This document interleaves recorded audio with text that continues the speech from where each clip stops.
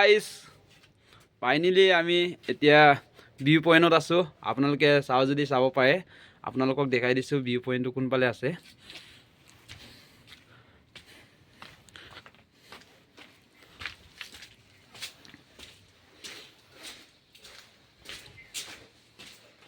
চাওক guys view point এইটো চাওক। ৰয়িঙৰ পৰা 12 কিলোমিটাৰ ওপৰত আহিলে ভিউ পইণ্টটো চাব পাব আপোনালোকে। ভিডিঅ'টো যদি ভাল লাগে লাইক শ্বেয়াৰ কমেণ্ট এটা কৰি দিবি। আৰু আমাৰ তলত সেফটি টেংকি বনি আছে। চ' গাইছ এইটো সেফটি টেংকি বনি আছে, শিৱসাগৰ লোৱা হয়। আৰু ভাই